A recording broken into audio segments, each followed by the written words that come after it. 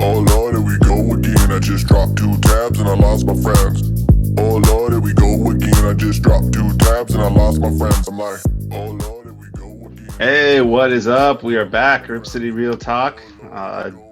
Starting our off-season stuff. We kind of broke down the roster last week, so we're ready to dive into some other news that's happened throughout the week here. We're a little late on this week's pod, but it's going to be the norm. We're going to kind of wait for some stuff to build up to talk about, and then we will get it at you, get our opinions, talk about stuff, and go from there, man. Craig Moshko, Anthony Blaylock, how you doing? Excellent, buddy. Just plugging away at it, watching tonight's the lottery drawing for the teams that are in the lottery, which we are not. So it's kind of interesting. And we heard that Detroit got the first pick, which is kind of cool for them because they had an interesting year this year. And Cade Cunningham looks like he's going to be the first overall pick, but I didn't watch him much in college. Right. I didn't check too much college out this year either. I was going to do a lot more prep in the draft time. Real quick, we are doing this as obviously the video episode like we do every week. We also are on Spotify, Google, Apple, all of them, pretty much any podcast site you want to listen to us to if you prefer that. Also, if you're checking us out now, subscribe, like the video, leave some comments. We're pretty good about responding. What you don't like about our opinions and takes, what you do. We're down to chat with everybody. You can also follow us on Twitter at TalkRip. But yeah, man. So draft lottery is going. They're picking out the little ping. But they still do the ping pong balls. Is that a thing still? They didn't do it for a couple of years, and now they're bringing it back this year. I heard. Good. Yeah. All right. Well, I mean, it's nice to do. It's fun to see. Makes everybody excited. But yeah, Detroit. I mean, they need it. That's another one of those weird small market teams that really needs a little bit of an uplift. So I'm happy for them. That's great. That's good for them to get the pick. I haven't done much draft research. I'm going to start doing that in the next couple of weeks and getting ready for Combine, which is coming up, and a lot of that other stuff we'll break down and talk about. Yeah. Yeah, I guess good for them. They got rid of Blake Griffin this year. They done a lot of things in the last couple of years to get off some contracts. Obviously, Andre Drummond, Reggie Jackson, a lot of guys that they tried to get to work out that didn't work out. So they're in full rebuild, and that's a good way to start a rebuild. Yeah, it is. And so kind of the weird thing this week, so Blazers Twitter has been up in arms about a few things this week, but I think the first thing we should start with when it comes to Blazerland is coach. What are we hearing and what have you heard on the old news feed about the Blazers' next head coach? Yeah, so we'll just jump right into that. All right. So right into coaching. Yes, we've had we've had 2 interviews that I believe have gone to second round. Or are getting ready to any day now. And then we have another name that we've already talked about a little bit that's also gotten a second round of interview. So I'll start with the front runner probably, and that's Chauncey Billups. He's a guy that Dame advocated for along with Jason Kidd. Obviously, Kidd backed out. So Billups is kind of one of the guys that Dame has requested. He's the front runner right now. What is your take on Chauncey Billups? I'd be down for Chauncey for sure. He doesn't have head coaching experience, which does make me nervous. So he's probably one of the riskier candidates. But the other 2 that we're hearing that got second interviews are Becky Hammon and Mike D'Antoni. I would prefer Chauncey to D'Antoni. And when it comes to Billups versus Hammond, it's a wash for me. Whoever they feel is going to do a better job both defensively and holding this team accountable. Those are the 2 things that I want to see. Now, Chauncey has proven he can play in this league, and he's been a championship point guard. So I would love his experience for Dame. But Becky Hammon has a extensive resume working for Pop and all the things that she's done for him. I do really think that she'd be a qualified candidate too. I am not as high on the D'Antoni thing. I would rank my coaches as probably Hammon, Billups, D'Antoni in that order. What about you? Yeah, I'll start with Chauncey. I got some notes on all 3 that I'll kind of touch on. So I'll start with Chauncey because I don't want to get too spread out with each candidate yet. I want to kind of go over them one at a time. Yeah.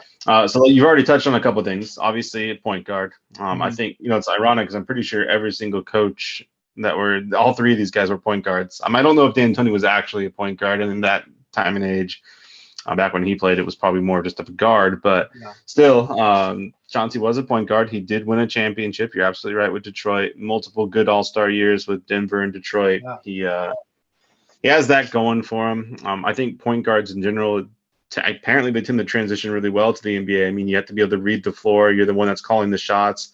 You have to have an analytical mind, which he has. I mean, he's obviously been one of those guys that has done that. He's also a top defensive point guard when he played in the league. He was known to be a good defender. He was on the Detroit team that was just ridiculously hard to score against, and he was a big deal. So he's going to come in and have that attitude about him. I agree. The experience worries me a little bit. This is only his first year being an assistant coach. It's easy to come into the Clippers when you have Kawhi Leonard and Paul George and look decent. Sure. I've looked up some stuff. I kind of looked into what Ty Lue has been saying about him. He came out and he said that, he's learning. He's getting better at writing up plays, of doing all that stuff, creating everything, reading the floor, and adjusting and coming up with adjustments. The key there is he's still learning. It's tough for me. I have taken away some positive things out of it. I mean, Paul George has come out and said that he's been a big part of Paul George getting better at distributing the ball. His assist numbers are at a career high, and that's awesome. Apparently because of Chauncey. He says that he's worked really well with players. He relates to players is the number one thing I've read about him, that guys respect him. They like him. He's very laid back as a coach, which, again, I don't know if we want that in Portland necessarily, because Stotts is very laid back, but I think it's a different element when you're talking about a guy who's, he's played on a team like Detroit with Rasheed Wallace and Ben Wall, all the Wallaces and all those guys. And I think you come away with something a little different out of that, a little more of an edge. He's obviously good at handling superstars. I mean, Paul George, Kawhi Leonard now. He's obviously handling those egos along with guys like Patrick Beverley and all these other guys that can be a little hot-headed. You have to be able to control that. So I like that element of him, and I don't think he'll meddle too much with Dame's play style. I think being 2 point guards, they'll get along really well. They'll be able to communicate well, tell each other what they're seeing on the court, be able to adjust a little bit more. So he has that going for him. The lack of experience is the only thing I don't like. But again, it sounds like somebody that Dame would be happy with. And the playing experience is what he's bringing to the table right now. Philosophy-wise, I don't know enough about him. I tried to read up on what his preferences are. He's not necessarily known to be an offense or a defensive guy. He's just been really good at drawing up plays and helping guys, distribute and seeing the floor better is what I've heard. So yeah, it's interesting. I mean, and the names that you brought up are interesting, right? He's played with a lot of people that were known to be difficult to play with. They had big egos, big personalities. He was on some of those Denver teams with Melo when Melo was at the prime of his career, and he still held him in check and was known as a good leader. So I do think that he can control a locker room. I just wonder, like you said, experience. If we get into the playoffs, obviously this is his first run with a team like this in a coaching gig. He also, I don't know. I don't know how he would do drawing up plays, but with this team, I don't think that they need as much offensive help as they need defense. So I do think that will translate well. And then the other thing is maybe he could develop some of the young guys, Derek Jones, Nasir Little. He played with a lot of really good wings that played really good defense. And maybe he could get them and inspire them a little bit. So I'd be okay with it. It's just the lack of experience scares me. Yeah, because you're in Dame's prime. I mean, you can't afford to mess up. If a guy comes in and seems overwhelmed or loses the locker room for any reason, if they start to struggle or whatever the case is, you worry that he's going to be able to reel that back in, and that's another year or two potentially of Dame wasted, and then you're in trouble. So yeah. And that'll bring me to, we'll go on to Becky Hammond now. So she's the other. I mean, really, it's her and Chauncey were kind of the top two. We'll talk about D'Antoni. His name slipped back up there today, but Hammond's the number two. Personally, she's my preference out of the ones that we've interviewed, and I'll kind of go into that. She's out of the pop system, and that's my number one thing right there. I mean, multiple years of experience. They won a championship. She was there with Kawhi Leonard when he won. And some of those other guys that she's had. She's worked with guys like LaMarcus Aldridge. She's made a lot of young guys. I mean, San Antonio's always in it, like every year. If they're not in the playoffs, they're right there on the cusp of it, in the bubble or whatever the case is. And they haven't really had a lot of star power. I mean, again, DeRozan and LaMarcus, say what you want, but they're not superstars. The guys like Keldon Johnson and DeJounte Murray and Derek White, these are the kind of guys that she's really good at making. I mean, granted, yeah, it's Popovich as well, but that team in general pumps out a lot of good young players, and they're always competitive. Some of the other coaches that come out of that system, Boldenholzer and Monty Williams, both assistants with the Spurs, and you're seeing what they're doing in Milwaukee, and obviously with Phoenix. I think Monty's with Phoenix, yeah. So you have that going there. She has had head coaching experience. Technically, she coached a couple games while Pop was out with the medical stuff that he had going on, and she won a summer league championship. I know it's a summer league. I get it. It's nothing like be too excited about, but she Mhm. did win a championship. That shows that you can run a team and that you're able to win. Granted, in experience, and it's just a bunch of young guys, but that is still coaching experience that you're bringing in, and you've won a championship technically while coaching players. So Mhm. all those things about her are my big things. She has a lot of respect around the league. I mean, multiple players and coaches have come out and said, really after the summer league thing, that kind of turned a lot of heads towards her. And of all the coaches, assistant coaches that are right now that are women that are trying to get into the head coaching gig, I think there's a couple from Yep. Boston and New things. She's Orleans. obviously the only one that anybody really thinks is going to have, at least for now, a legitimate shot, which says a lot. She had a great playing career, another point guard. She played almost 14 years in the WNBA as a point guard, multiple All-Star appearances. So, again, high IQ, able to read the floor, analytical. All these things are what people attribute to her, and she's been coaching since 2014 with the Spurs. So, with not as much experience as D'Antoni, not as little as Billups, kind of right there in the middle, and I kind of like that soft spot because of the experience that she's had. She's done really well with. She's also worked with Kawhi Leonard. And I'm not trying to say that Chauncey Billups and Hammond have both coached Kawhi Leonard now, who's just going to be a free agent this year. I'm just putting that out there. That is kind of I'm weird. not saying that he's going to play with Dame and Mhm. play with one of these two coaches that he's been with, but because it won't happen. But still, I mean, it's kind of an interesting thing to throw out there. A fun fact about both of us. What do you think? The thing I'll tell you, the thing I like about Hammond, which is actually her more recent experience, the last 3 years, Derek White, DeJounte Murray, Keldon Johnson, she's really coached a lot of young guys that have a lot of raw, pure talent into really solid NBA players. DeJounte Murray, if you look up his stats this year, was actually lights out. He developed a three-point shot. Derek White is a guy who's kind of he came in with a lot of quickness and athleticism, but she's really coached him into being a good defensive player. And Keldon Johnson, who was kind of a threat all over the court this year. He was doing lots of different stuff. So I think to me, it's great to see her be able to coach the guys like Kawhi and LaMarcus Aldridge and get the most out of them. That's great. But I really want a coach that can do a lot with the fringier players and develop those players into solid role players. And she's shown she can do that.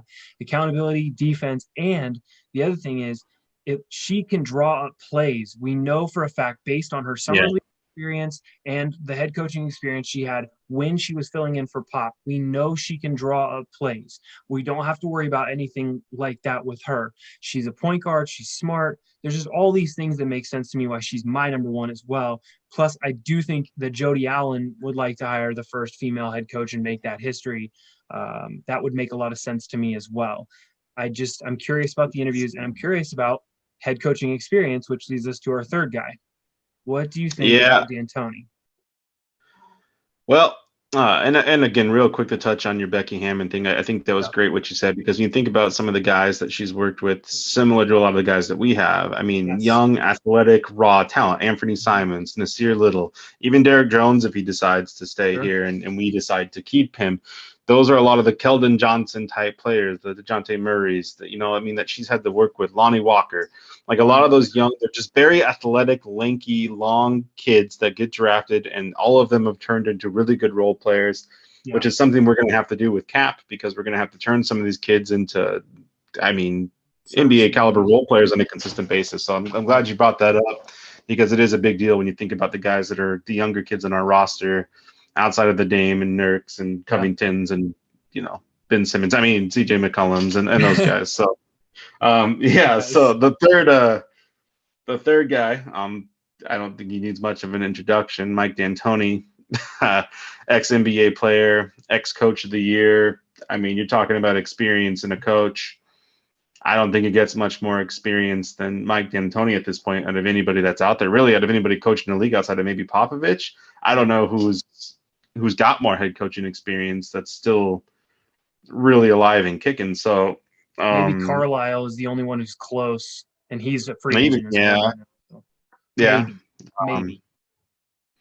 Also, so here's I'll let you dive into it first. I got all sorts of notes on D'Antoni that I was able to collect, but I'm gonna get your thoughts on it. I know he's not your favorite, but what do you see in him that you think brings anything to the team or takes away anything?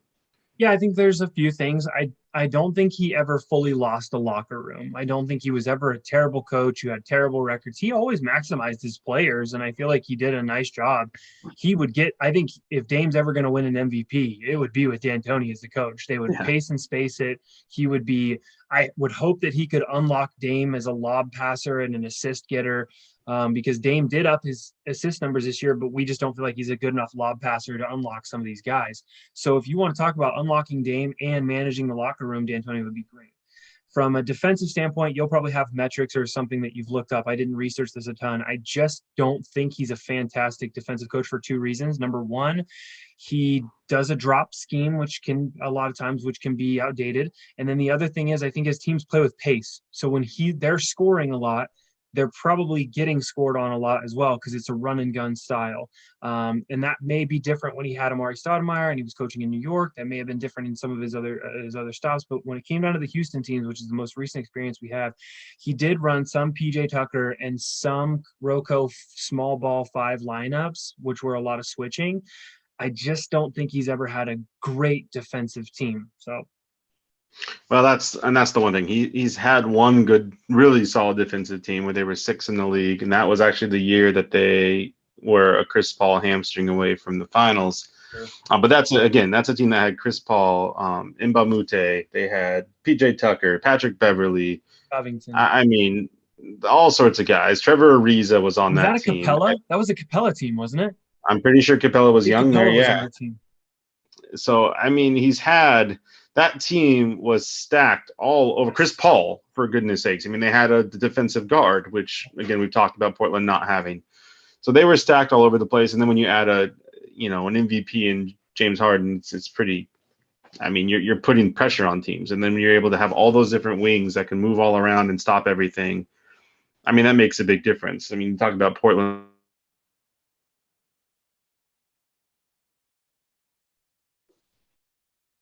So, yeah, and the other thing that worries me is this guy has had so much talent as a coach, ridiculous amounts of talent, and has no championships to speak fit. I mean, I wrote down a list of just some guys. See, tell me if you know who any of these guys are. I'm just curious if you've heard any of these names. Carmelo Anthony, Nash, Amari Stoudemire, Kobe Bryant, Pau Gasol, Dwight Howard, Chris Paul, James Harden.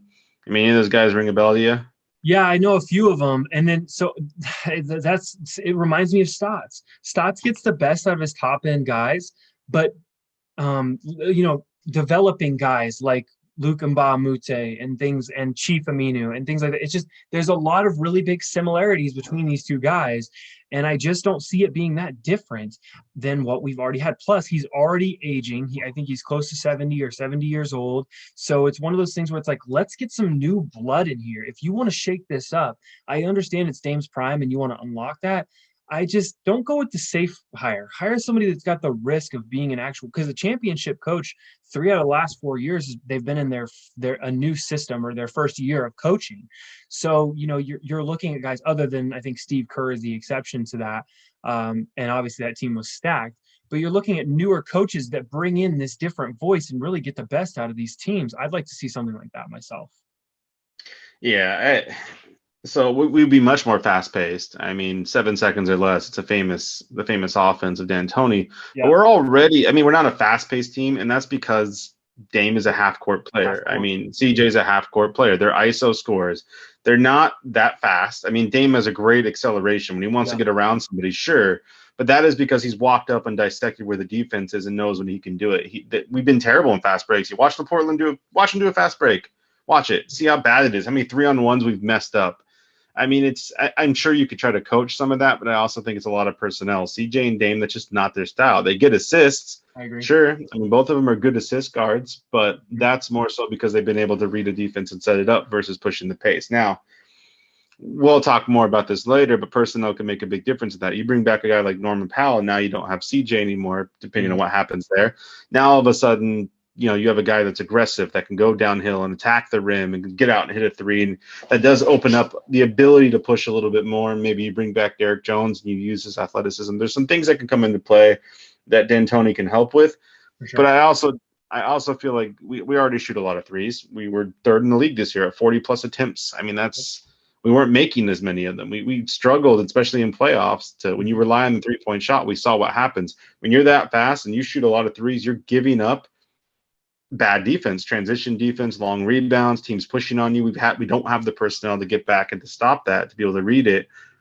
We're better at being a half court team with opportunistic scoring. I mean, that's just how Dame is. He can walk up, say, okay, set the screen. Good. I got to go. I'm going to attack. Oh, now I got an open three. I'm going to shoot it. You backed off. I'm going to shoot. You know what I mean? Like there's so many things that he does well, and fast paced transition.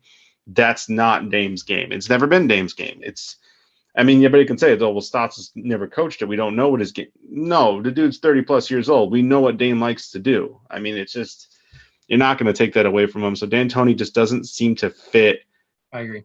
Our personnel. Whereas Harden, I mean, that's all Harden does. He likes to push the pace, do the little Harden Euro step thing, and get his free throws. Chris Paul was a good fast-paced guard because he likes to come up and he'll make passes. He's a big assist guy. Alley-oops all over the place. He's worked with Steve Nash. I mean, probably the premier running gun guard, I don't know, in the last 50 years. I mean, I don't know, that's a long time. I don't know, just spitballing here. 50. But the point is, those other guys that he's worked with, those offenses have had guys in place that really fit a scheme that's a little bit better for him. A lot of three-point shooting surrounding him.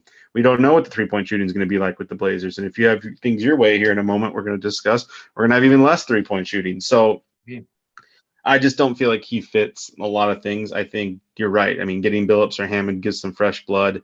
It gives you a little bit more, I don't know, flexibility when it comes to working with the personnel and coaching and doing things a little bit. When you know what you're going to get with Mike D'Antoni, what you're going to try to get, and it's been unsuccessful. He's not gotten a championship with all these teams and all these players.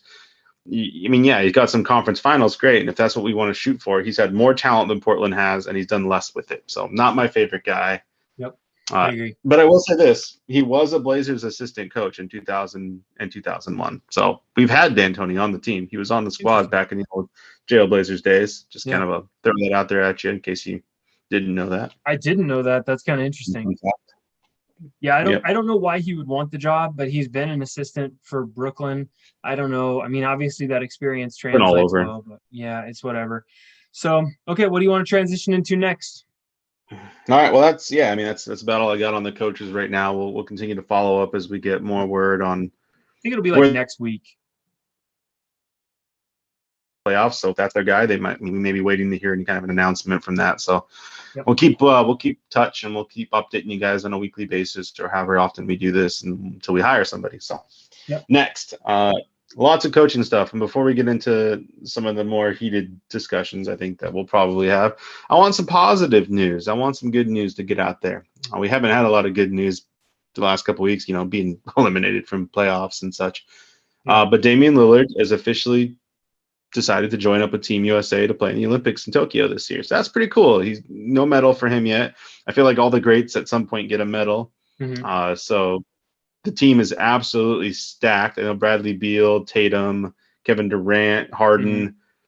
There's a bunch of good backups. Oregon native Kevin Love just joined up on the squad. I didn't even know he played basketball anymore. I'm kidding, but he's representing old Team USA. So a lot of guys on there. That's pretty cool. I mean, I'm happy for Dame. I would imagine he'll start at point guard for him, probably. I mean, Harden will probably play shooting guard. I would imagine Tatum, KD, and I guess Beal. I have no idea. That's just a weird squad. They're going to be able to throw anybody out there and just dominate the rest of the world. So USA all the way. Excited about that? I am excited about that because I really have kind of a vested interest in USA basketball. I think I have since Dream Team and back in the 90s. I've usually tried to watch every year or at least follow the scores if I can't watch, depending on the time zone or what's going on with that. But I think you're right. There's been a few big players that like the LeBrons, Kobe's, Jordan, all the greats feel like they've been on one of those dream teams and smoked everybody at the Olympics. So it'd be really cool to see Dame start and win an Olympic gold medal. It would help the resume for Hall of Fame case too, which I don't think he's going to need much help with. But yeah, when it comes down to it, it's pretty impressive and I'm pretty excited about it. You froze up again a little bit there, bud, but that's all right. Yeah, no, for sure. I mean, it'll be cool. I mean, I'm not the biggest Olympics guy. I watch it. I'm more of a Winter Olympics than summer, but basketball obviously is one of the more fun ones to watch, and it'll be nice to finally have a Blazer out there representing the U.S. and Dame's well deserving. I saw some people posting stuff today about showing clips of his All-Star appearance. That was weird. Anyway, and I just feel like that's what he's going to do. These poor European guys is hitting threes in half court. They're not going to know what to do. But it is, world basketball is always much more intense. I feel like the European teams flinging that ball around. Spain is always really, fun to watch. We've gotten bronze. It's not like U.S. goes out there and dominates. No. And it's surprising because you would think that we, the talent that we put out there year after year, this is the National Basketball Association. This is the best players from around the world, but for the most part, and it's just it's interesting. It's a different level of play, which I like, getting these guys to get the experience. I like Dame having to go out and play against a different type of offense, and it'll be fun for him. Experience will be great. Yeah, it's cool. So that's all I have on that. Just wanted to get some good news out there. I felt like that is another piece of information that's kind of fun for people that they haven't already heard, which I'm sure they have. Another bit of information that's a little smaller, just to touch on real quick, is Terry Stotts.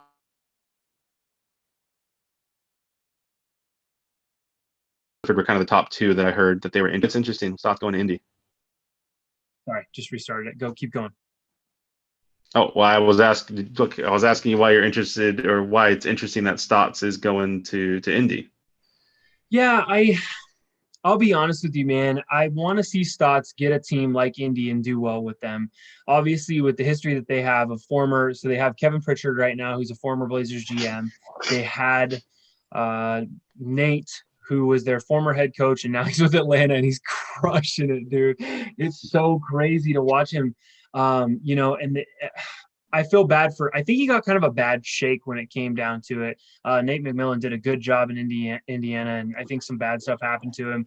But when you're talking about Stotts, I do think he could do a lot with that team. Now, they already have better defensive personnel than we ever had over the last 6 years. Probably, I don't know, like the LaMarcus teams had ball stoppers. They didn't have very good rim protectors, but this Indiana team is built to stop people defensively.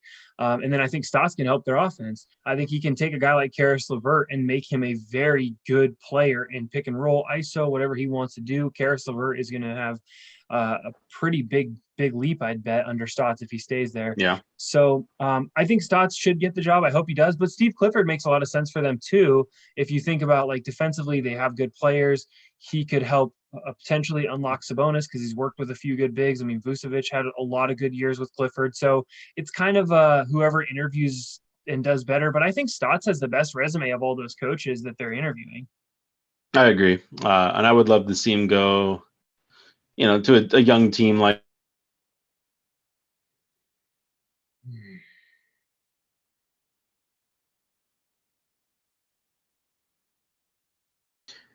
So, yeah, when you think about the guys on Indiana and the trades, I mean, we don't know what Stotts is even going to be able to work with. We know Sabonis is probably untouchable, and he's becoming one of the best bigs in the league, personally, as far as a young guy goes, being able to do everything, won the skills challenge. Was just a rebounding monster, can score all over the court. So, yeah, I mean, I hope that he gets a run there. I would love to see him continue his career with another young team and see if he can build a team that's already good defensively to a good offensive team and compete.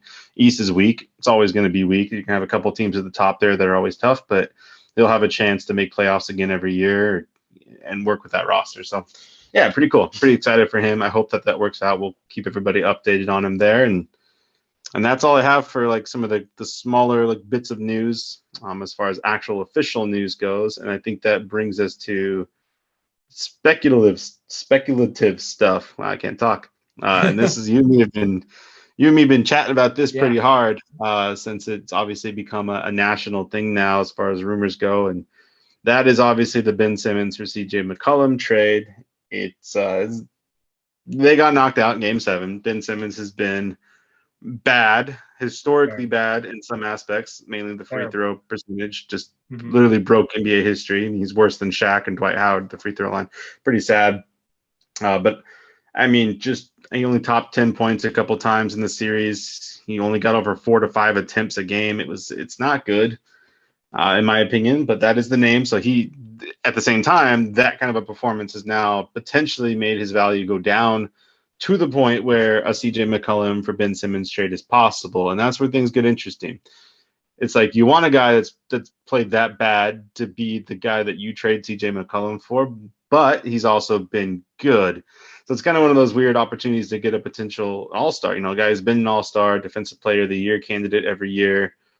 They don't just grow on trees, and they don't become available very often, especially not for a CJ McCollum caliber player. No offense to CJ, but a guy who's never made an all-star appearance and has like a 20-point career average, just around there. So yeah, it's I'm not the biggest Ben Simmons fan. We've discussed this off show. You're more on the Ben Simmons trade, so I'm going to give you the floor to convince me that Ben Simmons is the guy to trade for. Yeah, so here's kind of what I would say. It's a perfect fit for both teams because obviously Philadelphia needs a guard that can create their own shot and run an offense. CJ McCollum, when Dame does not play, has potential to score 26 to 28 points a game.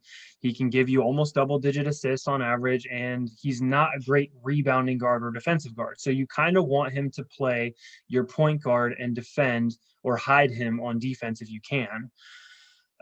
The problem for Portland is kind of the opposite. We have Dame. He creates our offense. He runs our offense, and he's a floor stretcher. So you don't really need someone who's going to do similar things as CJ does.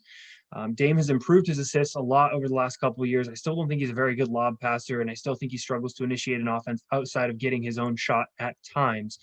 But here's what Ben Simmons can do. If you swap CJ for Ben Simmons, I don't think Ben Simmons comes in and immediately plays the point guard, which is what he played for them. He would play a point forward for us. When you bring him in, the fit with Nurkic would not be ideal. In fact, you may have to deal Nurkic this season in the last year of his contract because Ben Simmons playing with Nurkic does not make a whole lot of sense. Ben Simmons is a very good court. He can see the court really well. He has great court vision, and his passing is above average.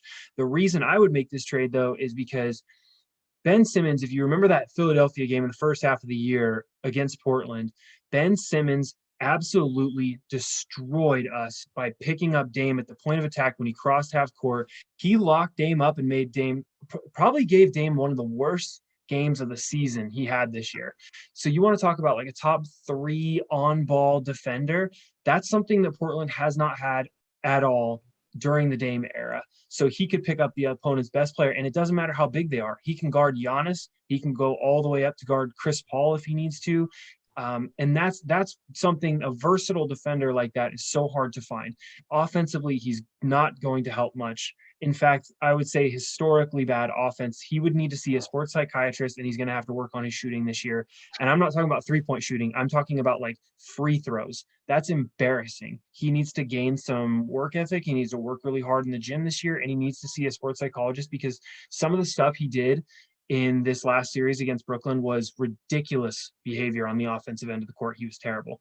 But I do think he could be very versatile for us offensively, passing the ball, being a short roll big. He could do some Draymond stuff and kick out. The other thing, real quick, and I'll let you go for a while. The other thing is he assisted on over 200 threes made this season. I think he was one of like 5 players. Danny Morang had the stat where he was an elite passer. Jokic did it. There's a few people that have done that this year where he drives and kicks out to a 3-point shooter. That'd be great for our spacing if you talk about if we could retain Norm and have Dame, and then you figure out Ant or whoever else you need to play shooting guard at that point. But yeah, so that's the case for Ben Simmons to me. I know you're anti. Go ahead and make the case as far as like why you don't think we should make the move, because there's one huge downside to it. I know. Well, the big downside to it is the money for a guy who can't score, at least not consistently, can't shoot. Yeah. Now I know the mental stuff is definitely a thing. I mean, it's not a thing, right? He passed up an open dunk because he was scared he was going to get fouled. Yeah. Okay, so he makes more money than CJ.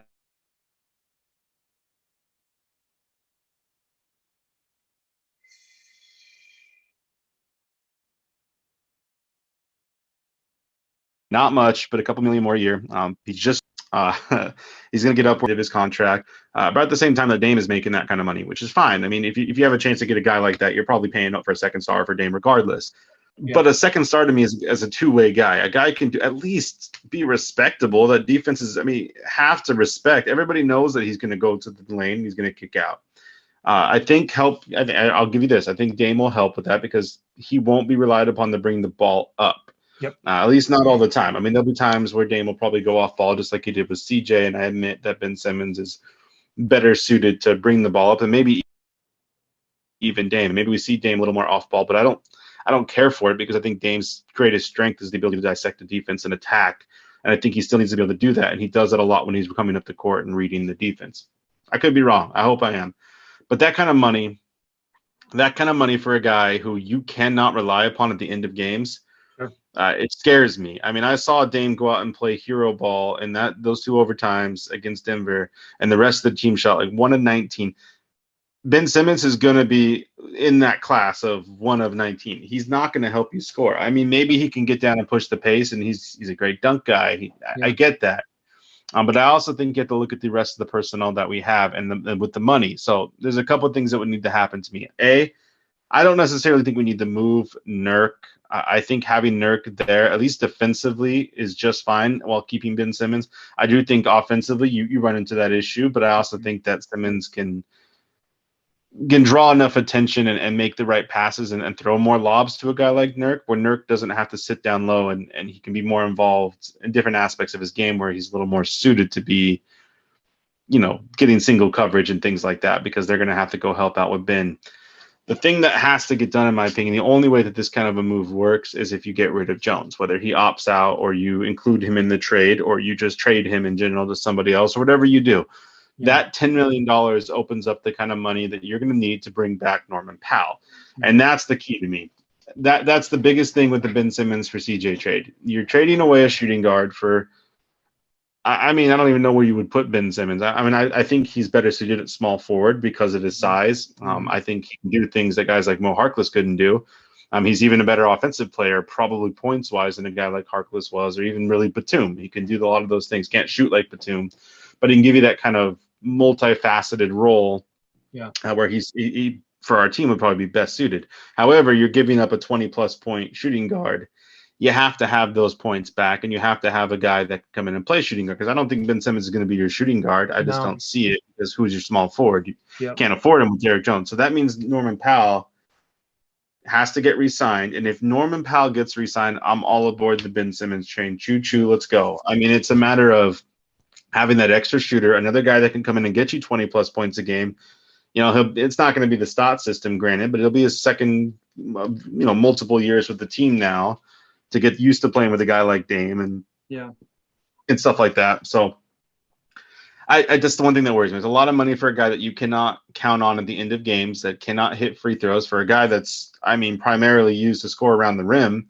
He's going to get hacked a lot. That's where you're going to draw all those fouls, is him driving up and people trying to block his shot or doing whatever. He's going to get put to the line.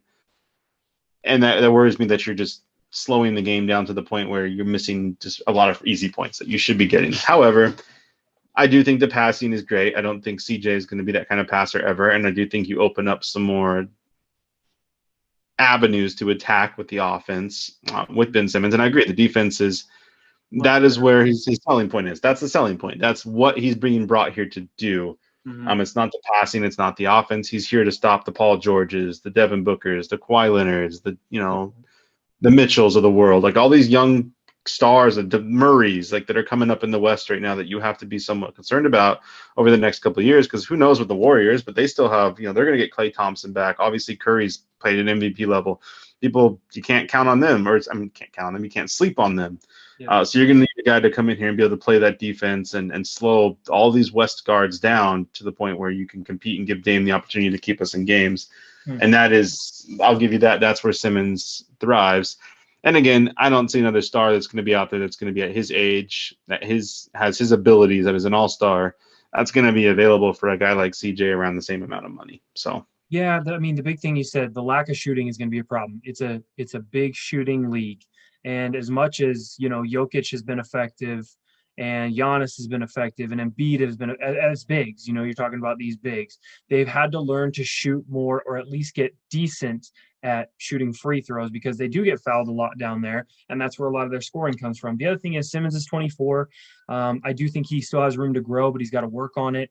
The transition game, we talk about this a lot, transition. It'd be interesting to see if we could pick up the pace with him. I agree with you. Derek Jones would be almost unplayable in a Ben Simmons lineup because you can't have two non-shooters out there. It's you don't have the money. Impossible. Yeah. So that's pretty much it. But yeah, that's the case. I mean, we can both sit here and talk about it all day long, but if the next coach that comes in can't coach him, number one, number two, if Neil is not willing to make that move, and maybe, who knows, maybe Daryl Morey's not willing to make that move and move off of Simmons, I don't know. But I'd be interested in it, and it'd be nice to get a shakeup with this team. I do think coming here would help. Dame's leadership is obviously touted as the best in probably all of sports in general, and Philly just isn't. I mean, Embiid's come out and made comments. He's your MVP caliber in Philly right now. He's their guy. He's the franchise. Yeah. Simmons is kind of right there with them, sure, as far as pedigree, draft, and all that, but it's Embiid's team. Yep. When Embiid is making comments and stuff like that about how he's unhappy with Simmons, that wears on you mentally. I mean, they were able to surround him with shooters. They had guys like Curry, just guys like Danny Green, and they still couldn't use him to get those guys open. And maybe that's because guys like Embiid, just like you said, clog the paint and they're hard to work with. But I do think that Philly's a tough place to play. They've never been good. They have all this talent. They had Jimmy Butler and Embiid and all these guys, and they still couldn't do anything. Tobias Harris is no scrub. And even he's had some iffy years there now. I mean, he was playing, he's still getting decent numbers, but he's kind of been an afterthought about, in the league when you think about a guy like Tobias Harris who went there and kind of died off. I mean, he didn't die off statistically, but you know what I mean? Yeah. You just don't hear about him. And so Philly's just a weird place. Their fans are bad. I mean, Simmons is getting booed. It's got to weigh on you. I mean, not just with your shooting free throws. I mean, you get all that extra pressure now, but when you're getting booed, it's terrible. Portland would never boo anybody except Raymond Felton. I mean, we don't boo anybody. Yep. I don't think he could come here and be mentally held back. I think that the mental side of the game, we've seen it affect players. I mean, you look at another one of the Philly products, Markelle Fultz. It's the same type of thing. He was doing terrible there. It was health, shooting, whatever it was. There's all these weird things coming out with that guy. #1 overall pick. Now he goes to the Magic, and before he got hurt, last year and a half, he's looked good. He's, not better. #1 overall pick quality, but he's looked like a starting caliber point guard in the NBA. So you got to think that getting out of Philly helps Simmons as well. He has averaged over 20 points a game when Embiid wasn't playing in the playoffs in previous series throughout the years. So there's a lot of hope there. It makes sense on both teams. I can't argue that. You got to make moves to get the shooters and keep the shooters around him, because Dame's going to get trapped over and over and over again, and then you're going to have to rely so much on inside scoring that it's going to be tough with, like you said, with Nurk and Simmons both there. So you got to have the Powell come in. I mean, Rocco can hit it, sure, but you got to find some cheap options to hit threes. I really hope that Little and Simons continue to produce the three-point shot like they've been doing. So that's the only thing that worries me. But I'm warming up to the idea more than I was. But again, I think that roster needs to be upgraded significantly. Some guys need to be moved on top of that, or I don't think just CJ for Ben Simmons does anything for the team. Yeah, except I'm with you. Slow guys down a little more without being able to put the points up to match the defense. Yeah, I'm totally with you there. And I there's definitely a lot. I think that there's inherent risk there that can't be ignored. The money would not be good. The only good side is he's younger, but I mean, he's got to make strides offensively to help Dame. Even like you said, Dame gets trapped. He's got to be able to make that play, push the ball up, and either make the right pass or make the lay in when Dame gets trapped. So he would need to grow a lot offensively to be able to take care of because trading CJ is a big deal. I mean, a lot of people, we're tired of CJ, right? We hate his defense. We're sick of him. But at the same time, a guy who can score 25 to 30 easy in this league is not an easy person to find consistently. And CJ has a ridiculous ISO game where he can score. I know that he didn't have a great playoffs this year, but 2019 was a huge series for him. And he's had multiple years. He's never been below 20 points as a starter, I don't think. So it's one of those things where it's like, trading CJ feels good if you're Portland, but it could come back to burn you if he has 2 all-star years back to back. You know what I mean? Sure. And so can firing Stotts. I mean, Stotts can go win the championship. Agreed.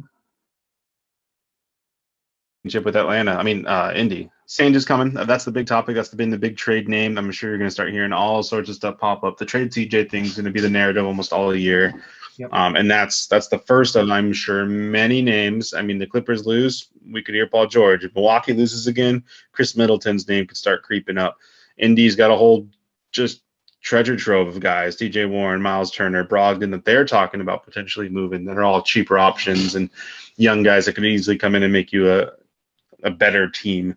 So, but as far as star power goes, I mean, yeah, Ben Simmons is the only guy we've heard about that's any kind of a star. So we'll see. If it happens, it's probably going to be a while. They're probably still going to wait on the coaching thing, find out that coaching style, what they want, if they even want Ben Simmons, and then obviously, yeah, it has to do with Philly deciding, hey, him with Embiid will probably be pretty deadly if you keep Tobias Harris there. So. Mm-hmm. We'll see, man. I mean, as far as that goes, the rest of the trade market is looking kind of interesting, but we'll have to wait for the rest of the playoffs to shake out. And then hopefully by next week or the next time we record, maybe we'll have a coach. Yeah, it could be. I mean, I think I think it comes down to Billups' availability, and kind of that'll tell us a lot. Hammond and MDA are available now. I mean, if they're not going to hire them in the next week or so, then it really helps you just looking at the grand scheme of things. You look at Billups a little more because they're probably waiting for that to be done with their series. So I do want to go ahead and get this out of the way real quick. You know, it's my favorite segment, Blazing New Trails. I'm going to say Blazer of the week because it's not a player. I mean, he was a player, but he wasn't a player with the Blazers. Okay. We've already touched on him quite a bit and said his name a few times this week, but Nate McMillan. Yeah. Good old Nate McMillan. He was the coach during, I think, for you and me especially. I mean, we grew up watching the Blazers, sure, but when we really both got into it, the Batum, Roy, LaMarcus days, Steve Blake, I mean, Travis Outlaw. Those are the guys that really got me back into the team. I mean, I'm not say back to the team, but really got me into the team. I've been a steady follower ever since, for sure. And Nate McMillan was that coach. He was the guy before Stotts, and now he had like you said, he had the rough stint in Indy there for a bit. Really, kind of unfortunate because they weren't the best team at the time. I mean, he had some other guys there that were all right, but realistically, they just now are starting to hit their stride with a young team. And it's the same thing with Atlanta. He kind of got to take over a young team right when they started to hit their stride. Probably could have done it in Indy, but I'm happy for him. I mean, I don't think his coaching is making that big of a difference. I think getting Bogdanovich and Gallinari fully healthy, trading for Lou Williams, getting Hunter now, Collins and Capella. That to me is why Atlanta is doing what they're doing. And quite frankly, I also think that the East is just garbage. I'm sorry, I just don't think they're that good. Philly's never been they're always one of the top teams in the East, and they always seem to lose. And Atlanta was just their latest victim. So I think the Bucks and Atlanta series would be fun. I'm rooting for them. I hope that it'd be cool to see an ex-Blazer and a guy that was a big part of our Blazer fandom, continue to get the success and get that contract extension he deserves. Absolutely, man. He's a great coach, great guy. Did a lot for Portland too. And when you talk about like ushering in Stotts in the Dame era, he developed a lot of the players, LaMarcus, Batum, West, a lot of these guys who took off under Stotts. Yeah. A lot of what they built in that culture carried into Stotts's culture. And so, he's a good guy. And I think he's going to do a lot for Atlanta. And I think he's going to do a lot for Trae Young in maturing him a little bit and developing him. And you can already tell what he's done with Capella and some of the guys who Collins looks great underneath Nate. So it's one of those things where it's a good opportunity for him. I think he helped Sabonis get a lot better, honestly, in that Paul George trade, he was kind of responsible for helping develop him as well. So yeah, man, we'll see. It'll be interesting. I hope he gets a title, but it's going to be kind of weird. The Eastern Conference Finals start tomorrow, so we'll see how that goes. Yeah. All right. This was a longer pod than I thought it would be today. I thought we'd have a little more time to touch on playoffs, but lots of good Blazer stuff, lots of interesting offseason. So it's the first major shift in offseason that we've had really since, I guess 2016, but even going back before that, since Stotts, the Brandon Roy kind of shifting over to the Dame era. So this is it's just interesting and fun to talk about. We'll keep you guys posted on everything. Again, if you watch this video, like, subscribe, do all that fun stuff, engage. We love to talk to you guys. To hear your thoughts and opinions on stuff.